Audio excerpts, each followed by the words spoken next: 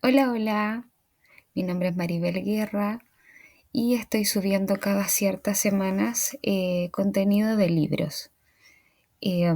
Por lo general libros de lectura complementaria, pero en esta ocasión les quiero compartir una experiencia que tuve hace algunos años, si no me equivoco, en el año 2015 aproximadamente. Tuve la oportunidad de ir a un seminario de un filósofo académico de la Universidad de Harvard llamado Robert Schwartz. Este académico, Robert Schwartz, es considerado una de las personalidades más influyentes en el ámbito de la educación a nivel mundial y es el pionero en el pensamiento crítico y creativo de los contenidos curriculares, que no es menor, que hoy en día lo estamos trabajando. Él, a través con la colaboración en realidad de 4 personas más, es decir, ellos crearon un libro. Entre 5 personas crearon un libro que se llama El aprendizaje basado en el pensamiento. Cómo desarrollar en los alumnos las competencias del siglo XXI. Este libro lo que hace es mostrarnos nuestra realidad de hoy en día y cómo cambiarla. No cambiarla radicalmente, sino que ir mostrándonos tips para ir llevando al aula. Dejar la memorización de lado y llevar al estudiante a reflexionar, a crear pensadores críticos dentro del aula. Ya, ahora vamos a hablar un poquitito sobre este libro, sobre las transformaciones que tiene, sobre lo que aprendí en este seminario sobre este autor académico. Es un doctor en filosofía, graduado de la Universidad de Harvard y también profesor emérito de la Universidad de Massachusetts en Boston. No solamente ha publicado este libro, sino que también artículos sobre la enseñanza del pensamiento crítico y creativo de todos los niveles educativos. Ahora, su trabajo más reciente, del cual es autor y coordinador de un equipo de 5 autores, es el libro del aprendizaje basado en proyectos, que es el que estamos hablando ahora. Cómo desarrollar las competencias para el siglo XXI. Y esto es publicado por la editorial S&M. Vamos a comenzar a hablar un poco sobre este libro. Mayores recomendaciones quizás no podría dar porque es un libro larguísimo.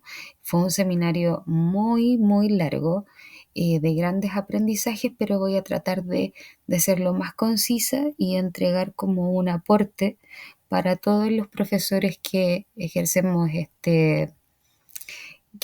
la educación y tratamos de cambiar un poco las metodologías que tenemos y que traemos desde las universidades. Bueno, vamos a hablar un poquitito de este libro, El aprendizaje basado en el pensamiento de Robert Schwartz. Eh, ¿Qué es lo que quiere entregar Schwartz con esto? Él se desliga un poco de la universidad para enfocarse netamente en su proyecto, en su nuevo proyecto, de ir por todo el mundo enseñando a los profesores a cómo trabajar hoy en día el pensamiento crítico en nuestros estudiantes. Ahí tenemos un punto, la enseñanza de la misma metodología de trabajo. Lo que Schwartz nos decía en ese entonces en el seminario es que hoy en día, tanto cuando estudiamos, bueno, nosotros que somos profesores un poquitito más viejos, y los que van saliendo ahora, las universidades enseñan de la misma manera. La metodología es la misma, es exactamente la misma, se trabaja de la misma manera, se enfatiza siempre en la misma metodología, nos hablan de los mismos autores, nos hablan siempre de lo mismo, no hay una diferencia entre la enseñanza que recibimos nosotros como profesores antiguos con la enseñanza que le enseñan ahora los nuevos profesores. Y si hay algún tipo de diferencia, es muy mínima. ¿Por qué? Porque le enseñan a dictar una clase y esta clase siempre es memorística. Y aunque ha cambiado todo, se sigue formando de la misma manera a los profesores. Em, no se le enseña al alumno a promover la crítica, a que puedan pensar, sino que a memorizar. Es decir, trabajamos un contenido, nos preparamos para una prueba, la, la estudiamos, la memorizamos, damos la evaluación y esperamos una calificación. Y en base a esa calificación nos categorizan si es que es bueno o malo el estudiante. ¿Ya? Es decir, muchos enfatizan en que la manera de enseñar de hoy en día se promueve solo en la memorización. Ahora, ¿cuáles son los errores que seguimos cometiendo? Hay 3 errores que seguimos cometiendo. 2 que, que obviamente todos nos damos cuenta. Uno, que los alumnos dicen y nos verbalizan a nosotros que esta manera de enseñar no les funciona. Y nosotros obviamente también nos ofuscamos como profesores. Pero también sabemos en el fondo de nuestro corazón que esto no funciona. Entonces, ¿qué tenemos que hacer? Cambios. ¿Cambios dónde? En el currículum. Tenemos que hacer cambios. ¿Cambios para qué? Para que los estudiantes puedan lograr reflexionar. Lo que debemos llegar a hacer nosotros no es solamente estudiar para una calificación, no llegar al estudiante para que califique una nota, para que califique de un 6 hacia arriba y decir, este alumno aprendió. No porque memorizó todo, aprendió, porque a la semana se le va a olvidar. Lo que debemos hacer es que los chicos aprendan y que sean capaces de pensar, que sean críticos, que sepan resolver problemas, que sean y que obviamente todo lo que ellos vayan aprendiendo sea importante para la vida y no solamente para la escuela. Que todo lo que nosotros les enseñemos sea importante para la vida adulta. No que después digan, ¿para qué me va a servir esta materia si más adelante no la voy a necesitar? No, pero sí vas a necesitar el pensamiento crítico. ¿Por qué? Porque el pensamiento crítico, si nosotros trabajamos el pensamiento crítico en los estudiantes, lo que va a hacer es que el estudiante tenga un pensamiento mucho más creativo. Si trabajamos las habilidades de análisis con los estudiantes, lo que vamos a lograr es que los estudiantes tengan la capacidad de resolver problemas y a medida que ellos resuelvan problemas, puedan tomar decisiones. Ya, bueno, como les decía, no voy a hablar de todo el libro porque es un libro larguísimo. O sea, ustedes pueden verlo acá. Es un libro muy, muy largo. Ya que nos regalaron cuando fue el seminario, aprendizaje basado en el pensamiento. A mí se me manchó un poquitito ahí, pero la nada misma. Tuvimos la oportunidad de ir 2 profesoras en ese entonces a este seminario, el cual nos sirvió mucho, tanto a ella como a mí como profesora, a ella como profesora de lenguaje y a mí en ese entonces como psicopedagoga, que preparaba material para los niños con dificultades de aprendizaje. Y en base a todo eso, logré crear un libro que nunca lo puse como a la venta, ni lo edité, nada. Lo tengo ahí todavía, stand-by. Pero yo creo que en algún momento lo voy a terminar. Es un libro que está basado en todas estas metodologías que hablaba Schwartz.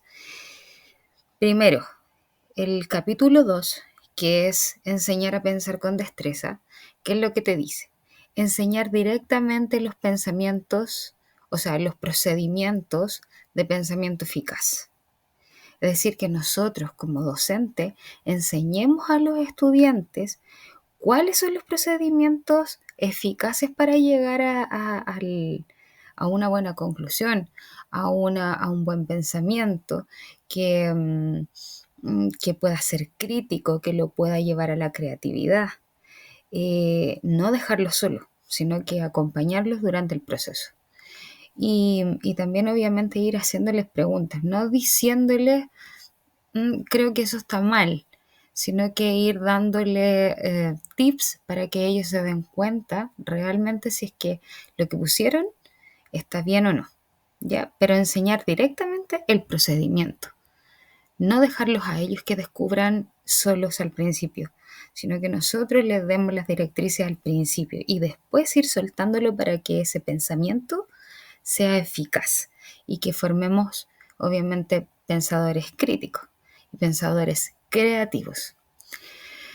Lo segundo que nos enseña pensar con destreza, reforzar y enseñar otros hábitos de la mente para mejorar otras habilidades.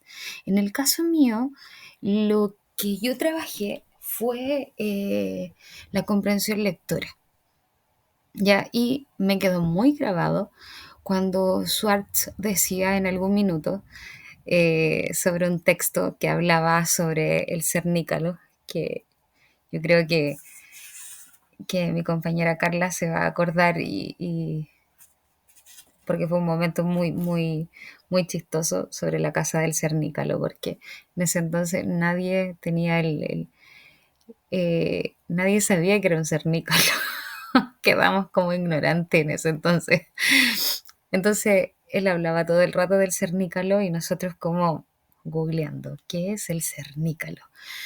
Entonces, bueno, en fin, ese es un paso. Entonces, reforzar y enseñar otros hábitos de la mente para mejorar otras habilidades. ¿Qué es lo que dice aquí? Eh, ¿Qué es lo que necesitamos aparte de enseñar a leer? ¿Cómo desglosarlo? Entonces, ¿qué es lo que hice yo con este conocimiento que aprendí con Robert Schwartz? Él hablaba mucho de los esquemas mentales. Entonces lo que yo hacía era dividir un texto, primero que todo que fuera de carácter científico, que me permitiera, tanto a mí como a mis estudiantes, formar una crítica y que fueran creativos, obviamente, al momento de dar sus conclusiones o sus respuestas. Pero no los atochaba con toda la información, sino que aplicaba, él lee un párrafo, pongámosle un título, saquemos palabras más o menos claves y de esas palabras claves le ponemos un título y así nos vamos a ir recordando de qué se trata. Un texto se podía dividir en 3, 4 párrafos fácilmente, 5. Entonces también íbamos reforzando eh, otros hábitos, ¿ya? Otros hábitos de la mente. Entonces reforzábamos la organización de este texto, lo analizábamos primero entre todos, después ellos ponían el título y después se compartían entre todos los títulos y ellos mismos iban mejorando esas habilidades. Decían, sí, este título a lo mejor es mucho más adecuado para el segundo párrafo que el que tenemos nosotros. Entonces ellos se iban dando cuenta, ya eran más creativos. Y la tercera, integrar la enseñanza de las habilidades, que ahí se me tapó con integrar la enseñanza de estas habilidades en la enseñanza de los contenidos. O sea, no dejar los contenidos de lado, sino que los contenidos son obviamente importantes. Entonces, ahí, ¿qué es lo que hice con estos textos que formé después? Eh, Tomar la taxonomía de Bloom e ir de lo más simple a lo más complejo, es decir, desde la comprensión, trabajar los mapas mentales que hablaba Robert Schwartz, que ellos me explicaran también su mapa mental, porque muchas veces ellos hacen esos mapas mentales y ellos se los entienden, uno no. Entonces uno le pedía que nos explicaran el mapa mental y ellos lograban entenderlo. Entonces cuando ellos lo explicaban, uno lo entendía. Y ahí uno le daba los tips cómo ir mejorando para formar a lo mejor un organizador gráfico mucho más estructurado y le va dando las pautas para que lo pueda ir mejorando. Pero la idea es que ellos lo hagan primero. Ya, eso es en cuanto a la enseñanza del pensar con destreza. Vamos con el otro. Bueno, como les comentaba, el libro de Robert Schwartz es un libro muy largo, pero saqué más que nada como los temas que a mí me sirvieron para poder escribir este libro, que después yo les voy a mostrar un, un ejemplo para poder trabajarlo con los estudiantes. Y si ustedes lo necesitan para trabajarlo, mucho mejor. Uno de los capítulos que también trabajé fue el tema de la metacognición, pensar sobre cómo pensamos. Ya también poner en jaque a los chicos de qué decisiones ellos podrían tomar en base a decisiones que tomaron otros. A lo mejor nosotros le podemos dar un tipo de problema, entonces ellos tienen la capacidad de ser críticos y decir, no, yo hubiese tomado esta decisión y lo hubiese resuelto de esta manera. Eh, Esa es la idea. Primero, pensar sobre el hecho de pensar. Pensar sobre el hecho de pensar. ¿Por qué estamos pensando sobre esto? Porque estamos construyendo, estamos desarrollando estos hábitos en la mente. Tenemos que darle mucha prioridad a la metacognición, que pocas veces lo hacemos en el aula. Los chicos muchas veces no lo entienden. ¿Por qué hacemos la metacognición? ¿Por qué es necesario ver esta escalera? Muchas veces la pasamos en clase, pero no la explicamos. ¿Por qué es tan importante? Eh, ¿Cuál es la idea? Saber qué método usar para aprender o resolver problemas. Ya, y por último, ¿qué es lo que utilicé yo en mis lecturas? La toma de decisiones para llegar a estas conclusiones, a nuevas conclusiones. En estas lecturas, como yo les iba diciendo, yo lo desglosé en texto científico, que lo sacaba de una revista que se llama Muy Interesante, con una alergia horrible. Luego lo desglosaba por párrafos, analizábamos cada uno de los párrafos, hacíamos un esquema mental por cada uno de los párrafos y luego yo les pedía a ellos que hicieran un resumen de todo lo que ellos habían entendido, pero tomando las palabras claves de cada uno de estos organizadores gráficos o esquemas mentales que habíamos trabajado.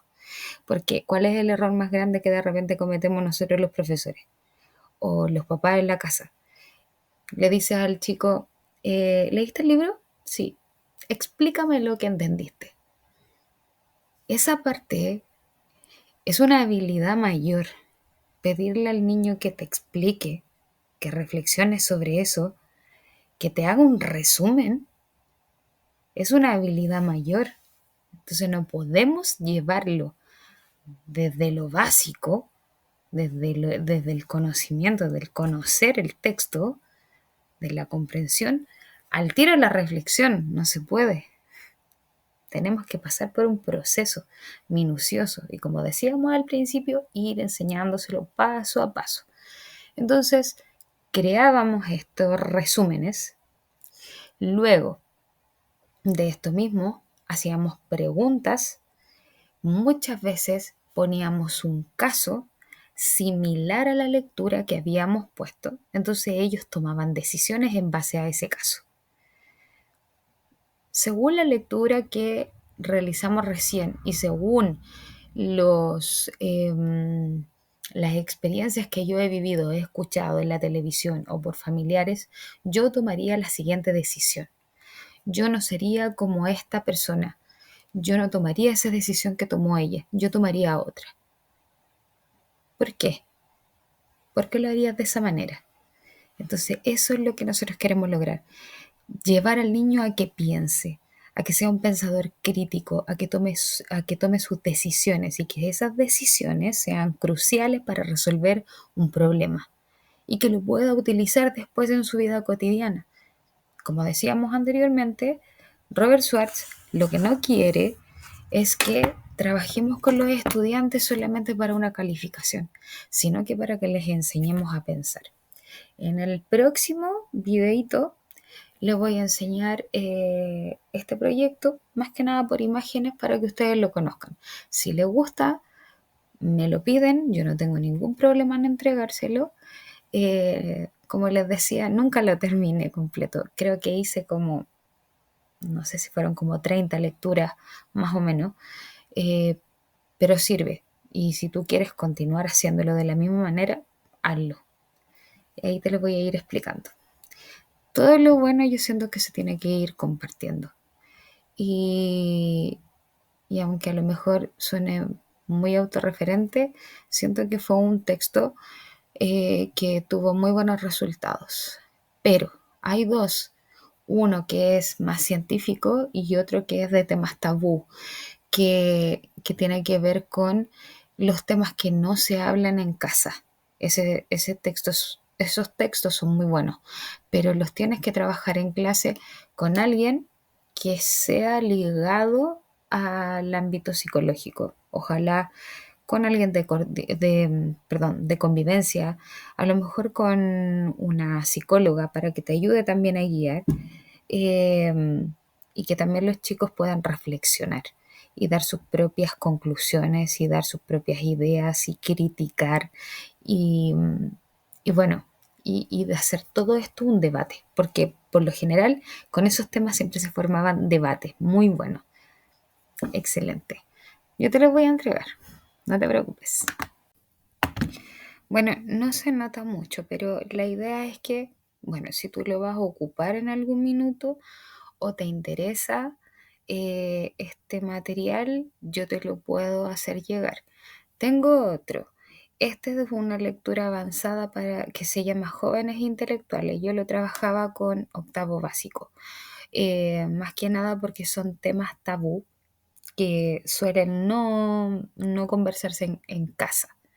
Los papás, sobre todo en el campo, em, tratan de no conversar mucho estos temas, porque dicen que son muy niños, porque mejor no tratarlo en la casa, sobre todo el tema de las drogas o el alcohol, porque puede que haya una persona que también sea alcohólica en casa, bueno, etcétera, por miles de situaciones. Pero ahí está como dividido. Hay muchas personas que sí les gusta que se hable de este tema y otros que no les gusta que se hable de este tema.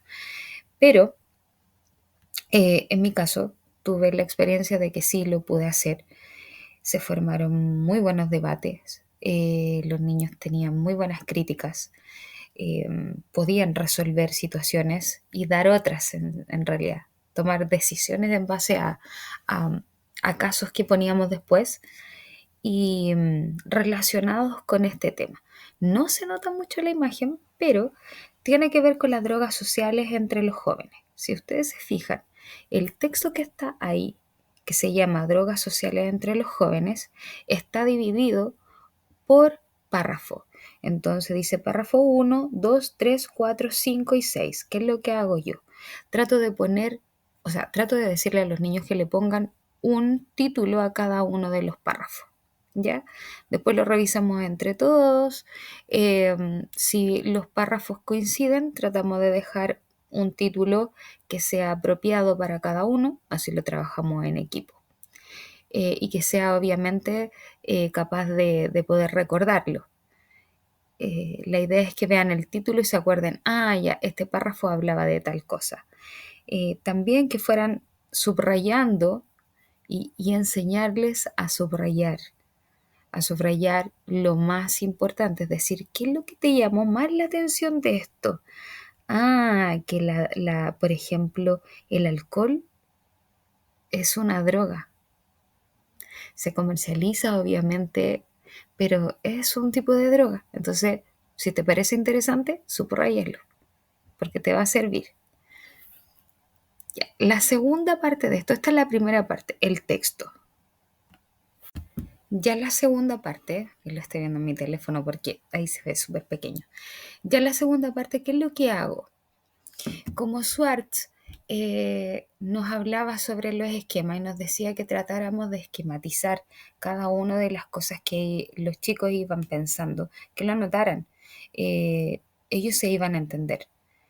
Ellos iban a tener obviamente un tipo de pensamiento cuando vieran la imagen que estaban haciendo. Entonces, ¿qué hacíamos? ¿Qué hacemos con este texto?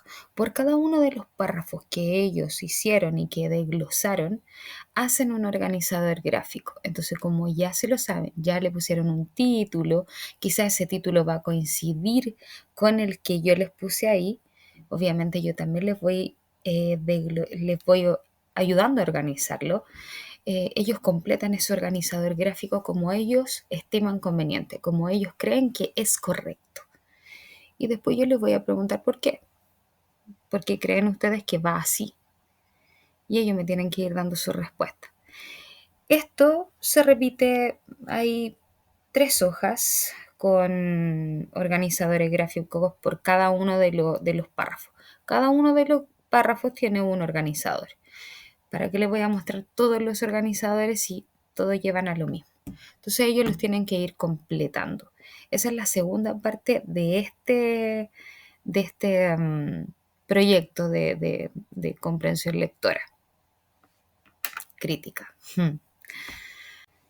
Ya, y llegamos a una de las partes más cruciales. Por ejemplo, como yo les decía, eh, antes de este análisis de caso, yo lo que les pido a los chiquillos es que tomen cada uno de esos organizadores gráficos, tomen las ideas más importantes, las palabras claves y hagan un pequeño resumen, uniendo desde el primer organizador gráfico hasta el último.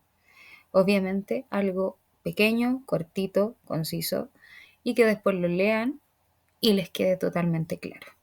Después hacemos un análisis grupal y nos pasamos a una de las últimas partes, que es poner en práctica ya lo que leyeron, que tiene que ver con las drogas sociales, donde tiene que ver con el alcohol, el tabaco, y más que nada cuando hablamos de drogas sociales son drogas que se consumen cuando estamos con amigos en situaciones de convivencia, en un bar, conversando.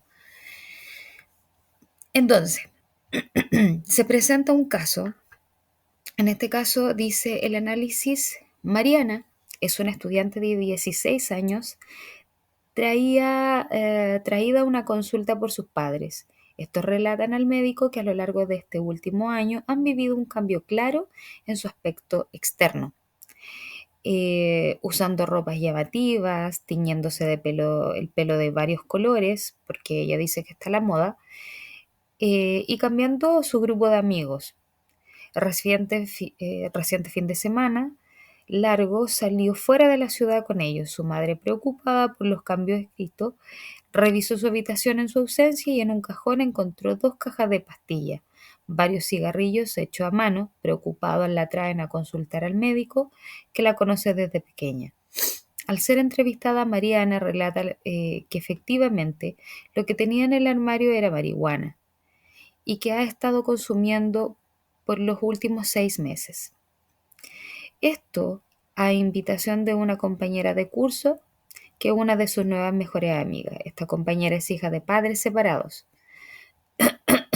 y pasa la mayor parte del tiempo libre en un centro comercial donde se junta con otros adolescentes. Mariana cuenta que le gusta conversar con ellos y en casa se habla poco. Ese es uno de los temas, que en casa se habla poco y ellos encuentran ciertos lazos con otras personas.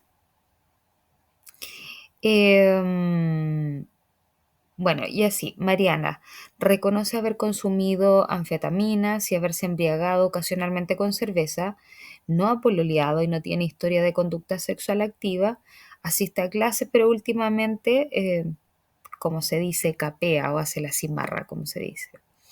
Em, Se va al mall, tiene reuniones con su amiga, la marihuana la compra con su mesada y vendiendo su equipo de música estéreo que le regaló a su abuela en su último tiempo. Es decir, ya para poder consumir ciertas sustancias, ya tiende a vender cosas que le han regalado. Mariana nació en un parto de término normal, no tuvo mayores problemas de crecimiento y desarrollo y el examen mental que se ve una adolescente vestida a la moda, sin maquillaje, algo engordada, niega alteraciones del ánimo del sueño, así como alteraciones productivas del pensamiento y su lenguaje es lacónico, pero preciso, y sus funciones cognitivas se encuentran conservadas. Los padres de Mariana relatan que no hay antecedentes psicológicos de la familia, así como tampoco un consumo excesivo de alcohol. Mariana tiene un hermano menor de 12 años, excelente alumno, muy unido a sus padres, con quien va a jugar fútbol los sábados por la mañana, que es uno también de que los padres tienden a hacer de repente las comparaciones o cuando hay un niño que es mejor académicamente que el otro, se hace la comparación y hay una parte que toma rebeldía. Ya, una vez que los chicos analizan todo esto, el caso se lee, se conversa y ojalá que esté alguien de convivencia o alguien, alguna psicóloga, porque son temas que, este es un tema que se habla con naturalidad, pero hay temas de las autolesiones, hay temas de la sexualidad, hay temas del bullying, la xenofobia, en fin, hay muchos temas. Entonces, es necesario trabajarlo con alguna persona externa, ya sea psicólogo o algún fonoaudiólogo, alguna persona que sea de convivencia, para que se forme también una especie de debate y nosotros podamos propiciar este ambiente de pensamiento crítico, que los chicos puedan reflexionar y dar sus propias conclusiones en base a eso. ¿Qué es lo que harían ellos en caso de si les tocara una situación como la de Mariana? Y muchas veces uno a través de estos casos toca algunas situaciones similares a las de ellos. Entonces ellos se sienten con la libertad y se sienten en confianza de relatarlo, a lo mejor no diciendo su propio nombre, pero diciendo, yo tengo un amigo que pasa por tal cosa, sabiendo que uno sabe que es él o que es la propia persona, pero reflexionan y toman decisiones en cuanto a eso. Por ejemplo, según lo aprendido en el texto de las drogas sociales y a los sentimientos que te genera la lectura del caso de Mariana, ¿qué diagnóstico formularías para el caso de Mariana? ¿Qué harías tú? ¿Qué formularías tú? ¿Cómo lo harías? ¿Qué harías en este caso de Mariana? Y ahí se producen eh, las primeras reflexiones. No, yo haría tal cosa, viene otra persona, dice, yo lo haría de la misma manera, pero a lo mejor agregaría tal cosa, y así se va produciendo una conversación y donde estas críticas se van juntando y se produce una interacción súper rica. ¿Qué factores de riesgo existen en este caso? Ya también hay factores de riesgo que aparecen en este caso. Muchas veces nosotros no los vemos, pero hay chicos que han vivido o han visto situaciones y que ya saben cuáles son los factores de riesgo que tienen estos niños. Y entonces ya no son situaciones que solamente la están leyendo, sino que son situaciones que ellas han vivido y ya tienen claro qué decisiones podrían tomar en el caso de que les tocara vivirlos a ellos. Y según tu opinión, ¿cuál sería la mejor intervención que podría hacer la familia para ayudar a Mariana? Ahí ellos tienen que pensar, ponerse en el lugar de Mariana y ponerse en el lugar de la familia. ¿Qué harían ellos? ¿Qué harían ellos? Propiciamos la empatía también. Entonces es un texto que se puede trabajar a través de una clase de debate. Todo el proceso es crítica, todo el proceso es pensamiento crítico, todo el proceso llamamos a que ellos analicen, eh, propiciamos este pensamiento crítico, es decir, que los ayudamos a tener un pensamiento creativo. Propiciamos también la habilidad de análisis, porque analizan un caso similar al que ya había leído. Y eso hace que ellos tengan la capacidad de resolver problemas y también tomar decisiones y dar soluciones también a esto. Eso es lo que buscamos. Y eso es en grandes rasgos este texto. Como este, tengo muchos. Entonces, si te gusta, te lo puedo enviar, te lo puedo pasar. No tengo ningún problema en compartirte el material.